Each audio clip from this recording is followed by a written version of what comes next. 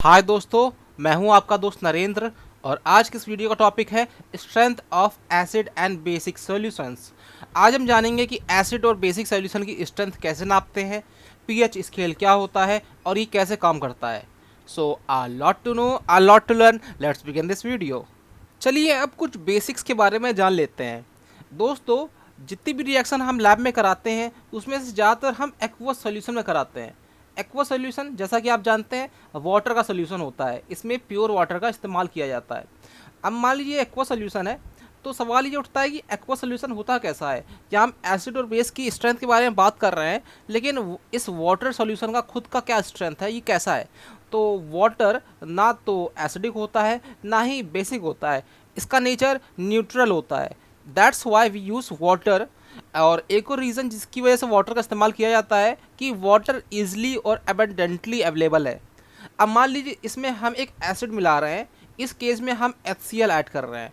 तो HCl जब इस एक्वा सॉल्यूशन में जाएगा तो ये H प्लस और Cl माइनस आयन में डिसिपिएट होगा।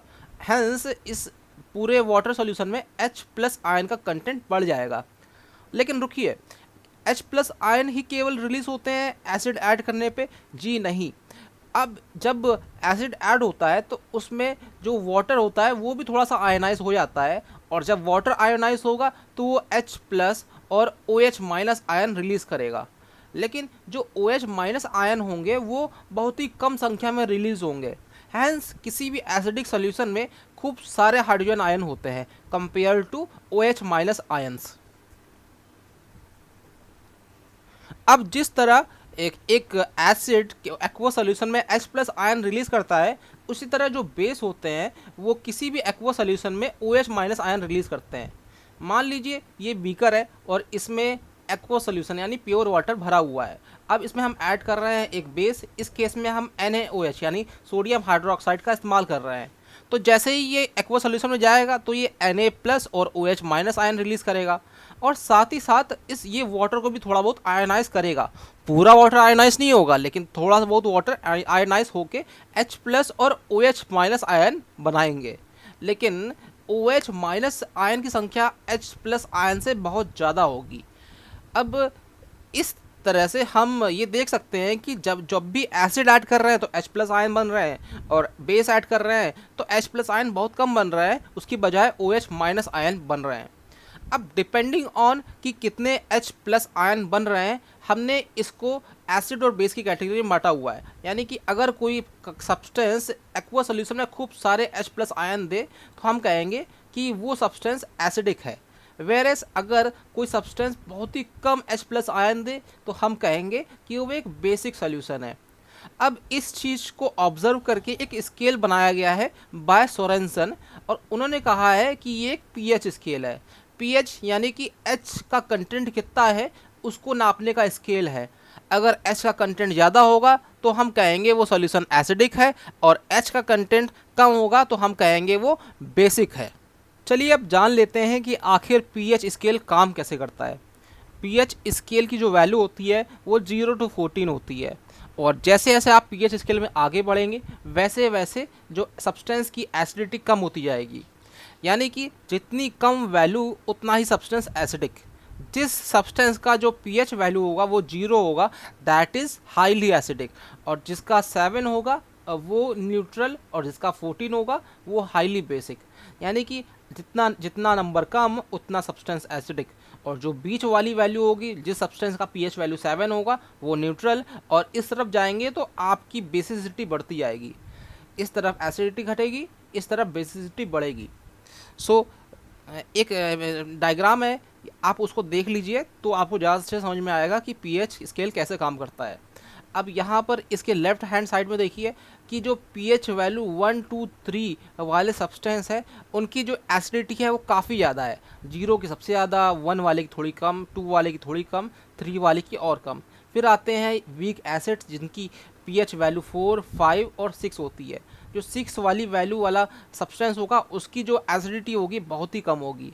एंड एट मिडिल 7 नंबर, यानी कि इसकी जो एसिडिटी होगी और बेसिसिटी होगी वो दोनों इक्वल होगी, यानी H प्लस आयन और OH minus ion equal number पे होंगे।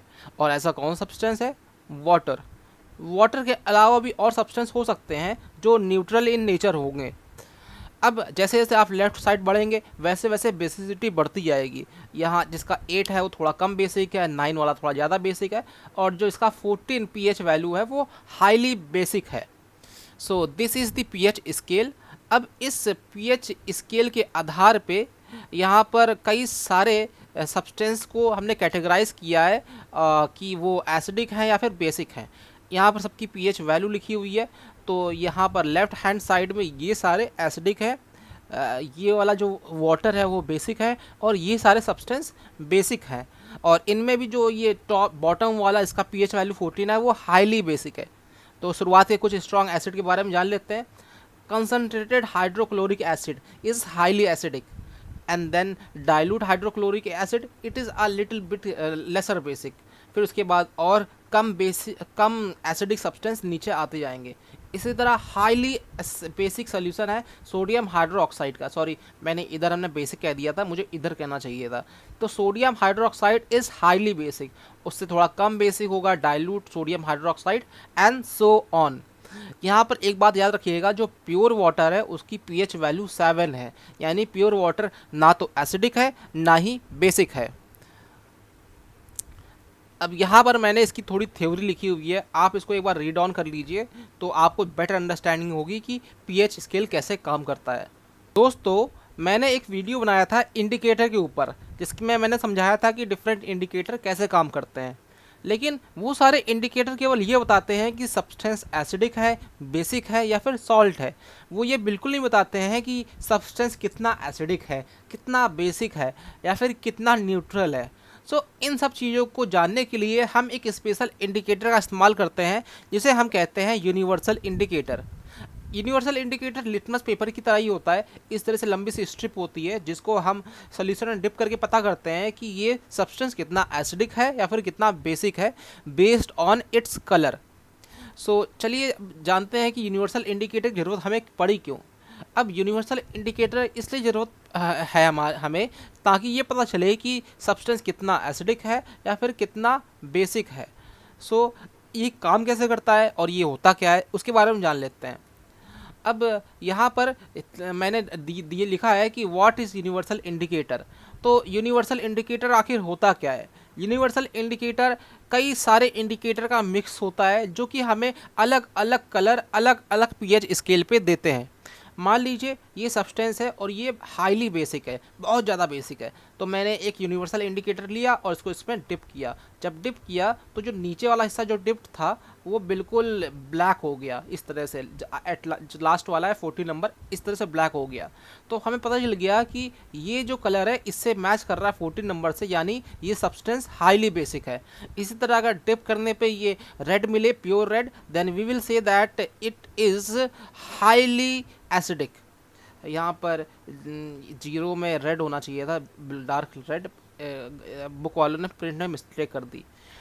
ये था यूनिवर्सल इंडिकेटर का इस्तेमाल। हम इस तरह से यूनिवर्सल इंडिकेटर का इस्तेमाल करके जान सकते हैं कि पर्टिकुलर सब्सटेंस कितना एसिडिक है, कितना बेसिक है। अगर उसका कलर, अगर इसी सोल्यूशन में हम अगर यही सॉल्यूशन में हम पीएच वाली स्ट्रिप डिप करते हैं और ये ग्रीन निकल के आता है, then it means that it is neutral, यानी जो सब्सटेंस है वो न्यूट्रल है, यानी ये एक प्योर वाटर सॉल्यूशन है या फिर एक्वस सॉल्यूशन है। इस तरह से हम जानते हैं कि यूनिवर्सल इंडिकेटर किस तरह से हमें अलग अलग सब्सटेंस की अलग अलग पीएच वैल्यू बताता है। अब यहाँ पर इस व्यक्ति को आप देख सकते हैं, इसने पीएच स्केल वाली पीएच स्ट्रिप को किसी सोल्यूशन में डिप किया और बाद में उसे ये ब्लैक कलर मिला। This is a highly basic solution. और हमने ऊपर डायग्राम में दिखाया था कि सबसे ज़्यादा बेसिक सोल्यूशन होता है sodium hydroxide, that is solution is sodium hydroxide solution. This is the end of our video. I hope कि आपको ये वीडियो अच्छा लगा हो और आपको यूनिवर्सल इंडिकेटर के बारे में काफ़ी कुछ जानने को मिला हो।